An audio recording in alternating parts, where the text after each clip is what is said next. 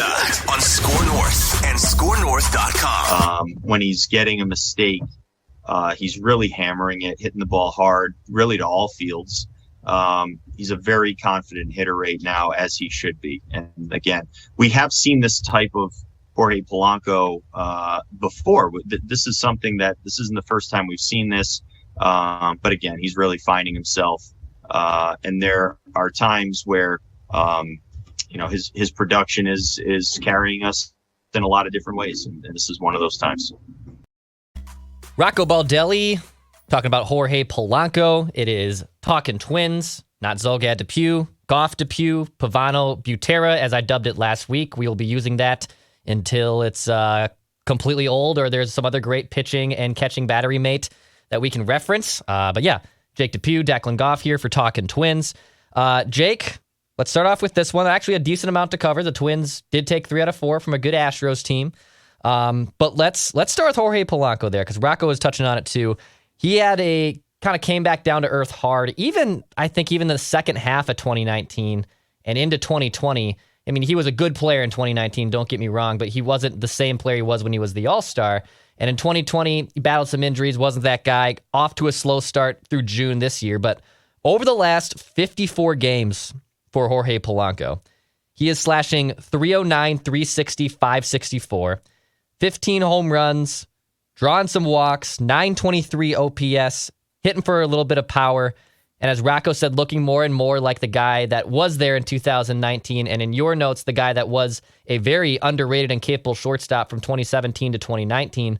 So even in this lost season, I mean, even though I know Buxton's been injured, but when he was on the field, he was the MVP. I think you could probably make the serious case that even in this bad year for the Twins, Jorge Polanco might be the team MVP.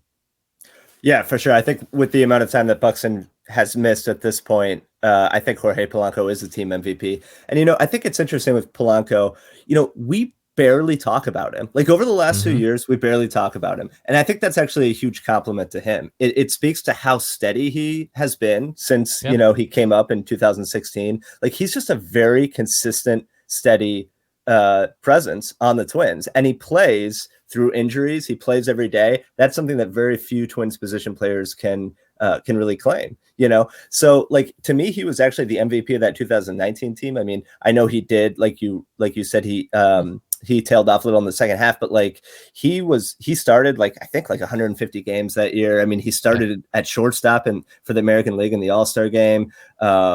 And was just a very solid player. And that's what he's been. He's been a very solid player. He never complains. He played through the ankle stuff last year, and that was clearly affecting him. And I think that went into this year as well. And now it seems like at least he's fully healthy and just absolutely raking. It's a guy that we don't talk about enough. I don't think he gets the praise he deserves. He has the defensive versatility. I know he's probably a below average defensive shortstop, but he can play there. He has played there for full seasons. He's very good at second base, and it's probably, along with Buxton, at least when Buxton was healthy, is probably the biggest bright spot for this obviously vastly underperforming team. So if you combine all that with the fact that he's on a very team-friendly contract, you could argue that Polanco provides more value to the Twins than maybe any other player on their roster. So it's good to see him healthy and hitting again, because we know what he's capable of doing when he is healthy. Yeah, I mean, you bring up a good point in 2019. I mean, the guy did finish 13th in MVP votes that season, and started the All-Star game. I think people a lot forget about that point as well. And he does get under the radar. I mean, just since 2017, he's been basically a 270 hitter. He's played in almost every game, and I know the injuries kind of caught up to him towards in 2020, and that's why his production dipped. And I believe it was it Mike Petrel, or I forget who it was in MLB.com, but they pointed out this is why we use OPS plus. So OPS plus for Jorge Polanco, I'll try to get really geeky here with you, Jake. You're better at explaining this stuff than I am, but OPS plus this year was 127, and I believe 100 is like an average player, correct? So if you are 127, you are outperforming that projection by an average player. And last year's OPS, he dipped to 83. So he was a below average offensive player in 2020. But in 2019, 122. In 2021, 127. And now you can see that, this is why we have to also use this adjusted statistic, because it does show that he's basically playing at that MVP level he was, even with those first 2 months when he was essentially a pretty much replacement level player up until June of this year. Yeah, so if you have an OPS plus of say 125, that means that you offensively are 25% better than league average.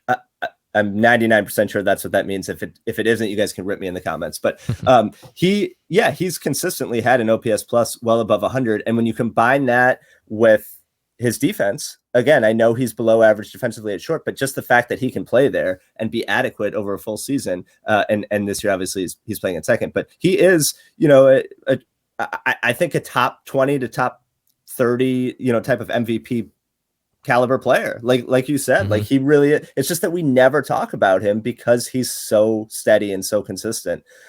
So yeah, I mean, again, on that 2019 team, I believe he led the team in plate appearances, hit a ton of home runs, as everybody did that year, of course, but performed well in the playoffs, hit a home run in Game 1 at Yankee Stadium. He was very good, even going back to 2017, his first full year in the league. I mean, he hit a home run in that wild card game, I believe. Actually, that might have been Rosario who hit that home run, but Polanco was very good that year as well.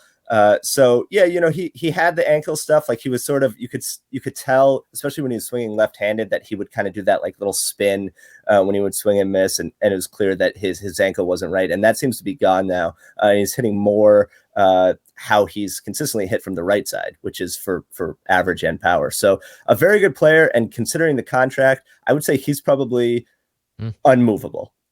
Like I don't see any sort of return. Obviously you could get ridiculous and start throwing out names like Mike Trout, but like basically it would take a huge haul to move Polanco. So like when you go into 2022 and think about like who's definitely going to be on this roster, I think you basically start with guys like Jorge Polanco. Yeah, and you mentioned his contract next year. He's only under the books for $5.5 million. That jumps up to $7.5 in 2023. And then the final 2 years in 2024, 2025, there is a vesting option in 24. And that option vests if he reaches 550 plate appearances in the 2023 season. And his salary increases if he gets all-star votes, Silver Slugger, Gold Gloves. I mean, I don't know who worked this contract, but like unreal work to like put in all these crazy escalators if they can happen. And if he plays like this, they will probably happen. But you bring up a good point too with him now moving to second base, and he's a fine second baseman. I think second base is probably like, I don't want to call it the least important defensive position in baseball, but it's not going to impact a game like shortstop, center field, third base. It's kind of, you can put not a butcher there, but you can put someone there and they can be fine. And Jorge Polanco, an okay shortstop, now looks like a decent second baseman. But what is the Twins' long-term plan at shortstop?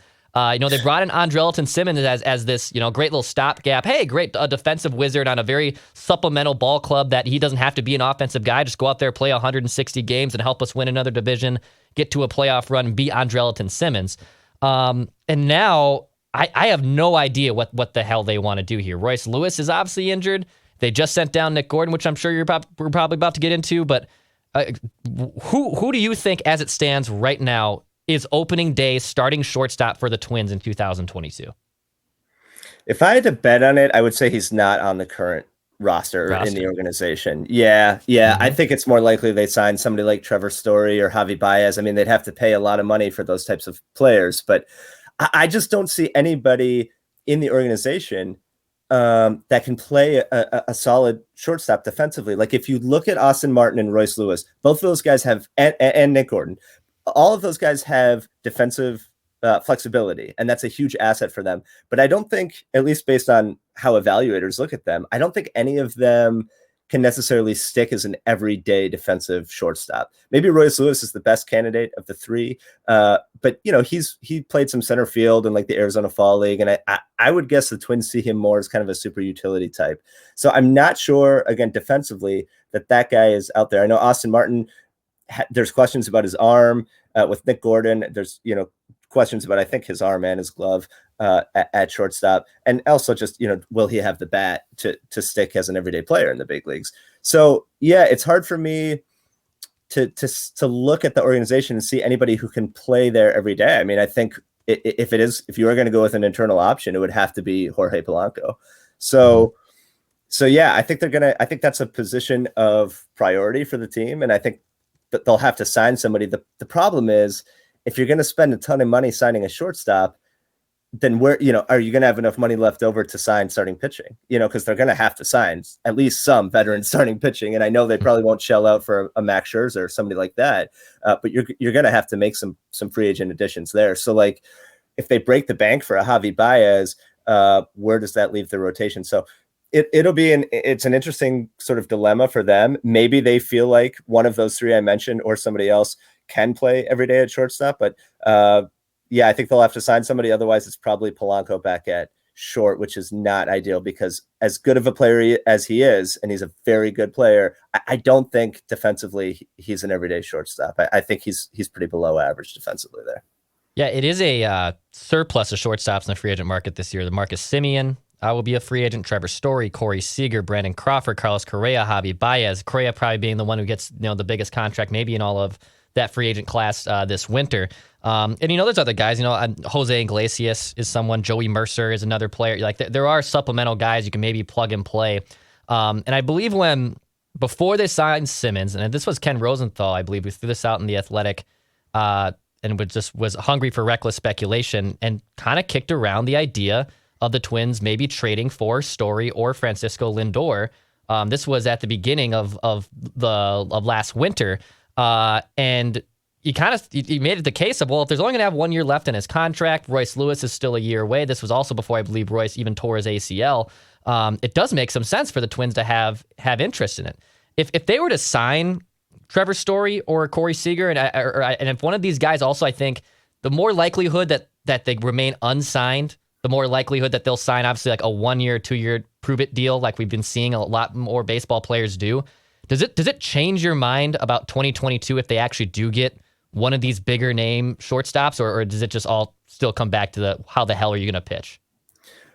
It would change my mind to some extent, of course, because if you add any impact player like a Seager or a Javi Baez, that of course is going to improve your chances. And I think the reason that it would probably influence my thinking for 2022 is that if they sign a guy like that, that would tell me that they are more in sort of the retool as opposed to rebuild mold, because I don't think you sign a Seager or a Baez unless you're looking to win. So I would expect if they did sign somebody like that they would add at least some pitching. Again, it's going to come down to payroll and how much money would be left. But as I look at 2022 right now, if you just signed one of those guys and didn't really improve the pitching much at all, I don't see a way that you can win that division. I don't see any way that you can overtake the White Sox with the current pitching. There are a lot of good prospects, but a lot of those guys either haven't surfaced in the big leagues yet or are just starting to surface. I just think they're really far away in terms of starting pitching and the bullpen, as we've seen this year, and that they're going to have to make big improvements there in the offseason if they're going to compete in 2022. I think they're probably looking at, they would never admit this, and I could be totally wrong, but I think they're probably looking at this more as 2023 is the year that the window opens back up when some of these prospects start to get experience and get some big league innings under them. So we didn't really touch on this. We touched on it very, very briefly, but what is the team's overall plan for Nick Gordon long term? Like, does he even remain on the 40 man going into next year? Like, what is the team? I don't really get it. He was a 4th overall pick. His brother, he obviously profiles to be just like his brother was. He's not going to hit for power. He hits for a good amount of average. He can play versatile defense. A good top of the lineup or even solid 9 hitter on a deep team. But I don't really understand what their plan is here with him. And again, he's a contact guy. He's not someone who's really like into launch angle. He's not going to put the ball out of the ballpark. So I do kind of feel for him a little bit there. But it just seems like they're ready to bail on him. I'm getting the sense they're ready to bail on this pick. Yeah, I don't understand how the way that they've handled Nick Gordon. I don't understand why he's in the minor leagues. I know a lot of Twins Twitter disagrees with me based on some of the tweets I've been seeing, and that's totally fine. But like, to me, I look at Nick Gordon, he's out of options. I'm 99% sure he's out of options after this year, because 2020 was obviously a weird year with COVID. They optioned him. I know that he had some medical issues, but I'm pretty sure that counted as an option year. Okay. And according to Fangraphs, he is out of options after this year. So assuming that's the case, they can't send him down next year. So he either has to be on the big league roster the whole year, or he'd be exposed to waivers. So like with that in mind, why would you not want him to get as many at bats as possible in this lost season? Like he could play so like he got sent down and he played 3 games at shortstop and 1 game in center field for the Saints over the weekend. Why is he not playing those positions in the big leagues? Like Andrelton Simmons, he as great a defensive player as he is, and he's good for a young pitching staff and all of that. But like we've talked about how Andrelton Simmons just doesn't have much value on a losing team, and yet they continue to play him every day. Like I just wins and losses are they don't mean anything for the rest of the season. So why not plug in Nick Gordon and see what he can do? If you're going to keep him on the 40 man and play him at short and center field in St. Paul, just do that at the big league level and let's see what he can do. If he fails, then you have more information to evaluate him and decide whether you want to use a 40 man spot on him next year. But like, again, given the fact that he's out of options next year, like this is it. Like this is your last chance to really evaluate him in kind of a lower pressure situation.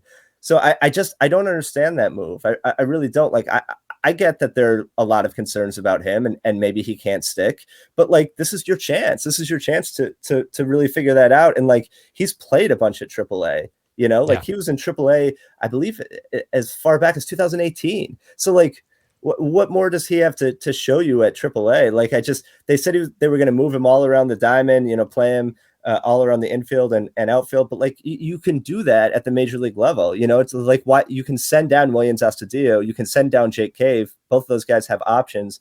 Like it's not like I get why they want to see Refsnyder because he's been so good. He's a 30-year-old journeyman. So like, but like I know that he's made swing tweaks and all that, and he's put up really good numbers. So I get that they want to get a longer look at him. So I'm not saying put Nick Gordon on the roster in place of Refsnyder, but guys like Astudillo and Cave, I think you could send down easily, to give Gordon a chance. So like the whole handling of him this year has been weird to me. Like he was up for a long time and barely played, in like May and June. What good does that do for his development? Just play the guy every day for these last 6 weeks or whatever, and see what his numbers look like at the end of the year and see where he's at defensively. To me, he looked pretty good in center field in his time out there. So like that just doesn't make sense to me. But, I was tweeting with Doogie about it, and Doogie basically said in a tweet, so I feel comfortable sharing this. He basically said it was clear to him that Gordon wasn't a part of the Twins' long-term plan. So if that's the case, maybe they DFA him in the offseason. But then like, why even still go through all of this? Like, why not just DFA him now if he's not a part of your future? So I just don't, I guess I don't understand it at all. I think he should be up and playing, and Refsnyder can still get at bats to see if this new swing is legit. Like that can still happen. But Willians Astudillo and Jake Cave, I don't think need to be up and playing. One of those guys can be optioned out to give a young prospect like Gordon a shot. Yeah, Nick Gordon, by the way, will be 26th in October. Yeah, so not that young. Not a young guy, and even he has racked up 770 plate appearances at AAA, 759 appearances at AA.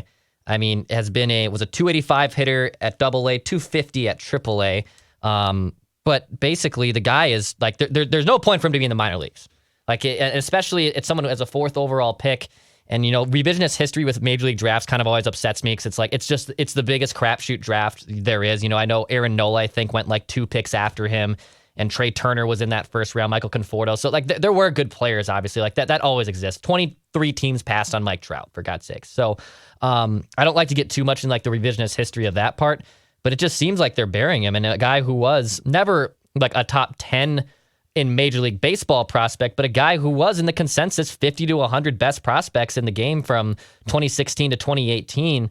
I just think it's a mistake to just play. I'm with you that it doesn't make any sense that Jake Cave and Willians Astudillo and like at this point, Andrelton Simmons, like I would even DFA Andrelton Simmons. Right. Judd was saying that in June, like just sit him. I kind of understood why they weren't sitting him at that time, but at this point, you're 16 games, 15 games under 500. It's August 10th. You have 6 weeks left in the baseball season or so. Play Nick Gordon, and if he hits 220 over the next 6 weeks, okay. Like then I kind of understand it. I still think I would like to see him back with the organization in 2022, but at least play him. I don't think it's going to benefit his future at all being in St. Paul. Yeah, and just quickly on Simmons, you're right, and I should have mentioned him again. Like as I said, he's a great defensive player. Great, not good, great, but he just has no value to a losing team. So like, if you want to keep him there for his veteran presence and play him twice a week, that's fine. But I don't understand. Like Nick Gordon, there's so much more value in Nick Gordon getting those reps at shortstop than Andrelton Simmons, who you're probably not going to re-sign in the offseason, like, so it's nothing against Simmons or Cave or any of those guys. I just think from an evaluation standpoint, it makes way more sense to have Gordon in there. Two things here before we wrap. Number one, what was your overall takeaway from the series with the Astros? I mean, you could seriously make a case it was their best series of the year, even in the last part of it. I think it probably was their best series of the year. Like they went into Houston and took 3 out of 4 against a really good team. I know that Houston had that dramatic series with the Dodgers, and they got in at like around 6 a.m. And had to play the Twins that night. So like I get maybe there was a little bit of a hangover effect for that first game, but the offense looks good. Garver and Jeffers are both raking. Obviously, we've talked about Polanco. Alex Colomé. Can you imagine, like, if you had seen back in March, like Twins take 3 out of 4, at Houston, and Alex Colomé is like locking down saves, you'd be like, all right, the season is going exactly as planned. So it was a nice series win. It's just, unfortunately, it just doesn't mean anything, Right. So like, it was fun to watch, I guess. And like, it's I don't have any sympathy for the Astros, like I don't mind watching them lose, but like, it just, from a Twins perspective, it doesn't mean anything. It just doesn't matter, but a nice series win for sure. You brought this up in the prep notes too, because the Twins are gonna have to find some pitching. There's some free agents out there. I'm sure they'll make a contract offer and they'll probably sign at least one free agent back end guy, but you also mentioned, well, maybe they can make a trade. Maybe they'll actually end up making trades to pursue that route as well. And you asked which positions make the most sense to me. The two guys who you just said, I would be shocked if one of those two are back, and Mitch Garber, Ryan Jeffers. I think one of those two can be moved for something that you want to get back in return. Two reasons for that. Number one, Mitch Garber, obviously in 2019, was a damn good player. He had probably the most unfortunate injury, and one injury I never want to experience of all time, that happened to him earlier this year. But he has bounced back this season, at least has more power. My thing with catchers is, all right, they're never going to be really like great offensively, and the ones that are once in generation players, Joe Mauer, Buster Posey, Pudge Rodriguez, etc. But if he can either go out there and have power and be that guy and be a big bopper behind the plate, which Mitch Garber is, he's slugging .528 this season, but he has no batting average basically. Or can you just be that classic, I'm not going to provide any good offense, but I'll be a good defensive stalwart, and those guys are around everywhere in Major League Baseball. I know it'd be kind of a little risky, more punting, I think, with Jeffers, just considering he has a little bit more upside and he's younger. But I wouldn't be shocked at all if they moved on from one of those two guys. And I would be surprised if both of them are the battery mates on the opening day roster in 2022. I'm not sure what you think, and also what positions that they could move to get that starting pitching. That's interesting. Yeah, I hadn't thought about moving either of those guys, just because they're both fairly young, controllable. Jeffers is years away from arbitration. Garver's in arbitration right now. But yeah, I mean, you could get a lot back for one of those two guys, because again, they're young and inexpensive.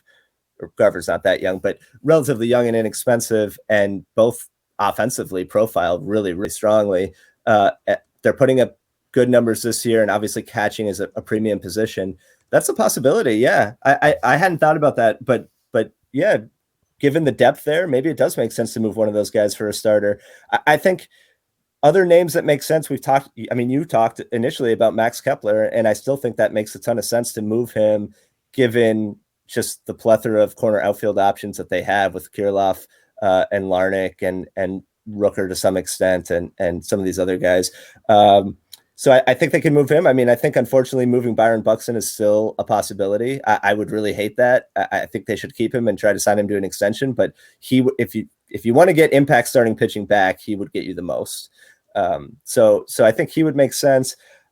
Other guys, I mean, they might try to move Sano. I know Sano's on a hot streak right now, or semi-hot streak. I don't think they would get enough for him.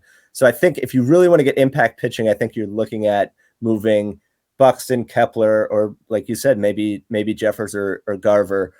Most of the other guys other than Polanco, I don't know how much value they have to a trading team. So So, I mean, I would have to think more about it, but I like your idea. I like your idea of moving one of those two guys and handing over the everyday spot to the one that remains. So, and just real quick, did you see what Luis Heel did over the weekend and Yes. how well he's doing? My God. Yeah. So, I mean, the Twins traded Luis Heel back in 2018 for Jake Cave. And back then he was like in like rookie ball, but he is dominating right now for the Yankees. Starting pitcher, fastball in the mid to upper 90s. He's pitched 11 scoreless innings, has 14 strikeouts. I mean, he looks like the real deal, man. This is a guy who's still young. He's on prospect rankings. And it's honestly, we've hit this front office a lot all season on this podcast. It's looking like another really bad trade there, giving up Luis Heel. I know it was, he was in rookie ball. I know that he had a long ways to go, but giving him up for Jake Cave, it's not looking good. It's kind of similar to Huascar Ynoa in Atlanta, another young starter who they gave up, who's looking really good. And you just kind of add that to the list of guys like Ryan Presley, Lamont Wade, Akil Baddoo, Nick Anderson, Tyler Wells, even guys like Zach Littell, Anibal Sanchez back in 2018 they had and let go, and then he was amazing for or very good for the Braves and the Nationals. The list is pretty long in terms of guys they've given up on that are now succeeding around the league. And unfortunately for the Twins, fortunately for Luis Heel, he appears to be on track to have a really strong career.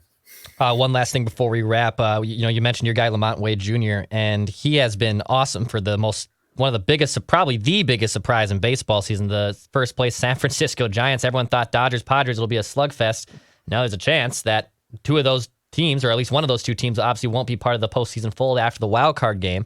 How are the Giants doing this, by the way? Like their lineup is good. I know like Buster Posey has quietly had another like very, very strong season. But I have no idea how this San Francisco Giants team, it's one thing of them to always be flirting around 500 and maybe they'll hit a wall. The Red Sox kind of are looking like that team that they outperform some preseason projections, but they're clearly not as good as their record indicated before the All-Star break. But this Giant, like you're 30 games over 500. That's like, that is not a fluke.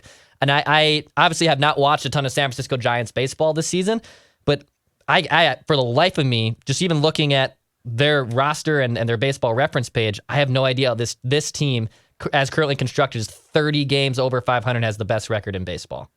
I don't either. And not only are they 30 games over 500, they're 30 games over 500 in the NL West, right? I mean, they're playing 19 games a season against the Dodgers and Padres. So like that's stiff competition for them to be in first place, basically since I think like May, is really impressive. I would have to dig in deeper. Like you, I don't watch a ton of Giants games. I mean, they're on the West Coast. I'm out here on the East Coast. Their games don't start until like 10 o'clock for me. But like, I mean, to be honest, Lamont Wade's been a big part of it. He always seems to be coming up with clutch hits. His numbers are really good. Zach Littell is a part of that bullpen. But like you said, Buster Posey's having a phenomenal year. I think they are. I don't know what their run differential is. I'm guessing they're outperforming their run differential at least a little bit, but they're a very strong team. I wouldn't be surprised if ultimately the Dodgers overtake them and win that NL West because I think they're the most talented. But what's going to be really interesting in the playoffs is assuming those three teams all make it, two of them will play each other in the wild card game. And the winner of that, assuming that the winner of that division has the best record in the NL, which is very likely, the winner of the wild card game would then face the NL West champion. So you could potentially have a scenario where like the Dodgers and Padres are playing each other in a 1-game playoff, and then the winner has to immediately go and play the Giants. So it's going to be like a little NL West mini tournament in the National League playoffs, and that'll be super fun to watch because all three of those teams are really good. But yeah, the Giants, I did not see this coming with them. They have a really smart front office. They've done really well in a couple of trades with the Twins. I mean, good for them. I hope they can keep it up. I mean, I think a playoff berth is pretty much assured for them because there aren't many wild card contenders other than the Reds in the National League. But yeah, if they can somehow win that NL West with the Padres and Dodgers in there, that would be phenomenal. So they'll be a really fun team to watch in October for sure. Awesome, dude. Anything? Last thoughts? Anything? I don't think Any last thoughts right now? I thought next week maybe we could go over some more of these prospects. Maybe we could give like our top 10 prospects, because there are a lot of interesting names. Joe Ryan pitched really well. Your guy, Joe Ryan. I know you're excited to watch him in St. Paul. Yeah. He pitched really well in the Olympics. He threw, I think, like 4 2/3 innings against South Korea in the semifinals. He had a good start against Israel earlier in the tournament. So he looked good. Woods Richardson was on that team as well. So yeah, we could go over some prospects, because I think that's going to be, more interesting to follow in a lot of ways than the actual big league team. So we'll go over that next week. But yeah, good series win against Houston. It'll be fun to at least see them play. They're going to play some interesting teams coming up in August. Yeah. Like they're playing the White Sox and the Red Sox and the Yankees and the Rays. Nelson Cruz will be coming back to Target Field. So at least they'll have some fun games coming up here in the next few weeks. Yeah, man, I am excited. I actually think I might actually get out to Target Field as a fan, or maybe even use my power and watch a game for free and with a credential. But yes, it should be at least a good next homestand for the Twins. For Jake Depew, I'm Declan Goff. This has been Talking Twins. We will talk to you guys next Monday.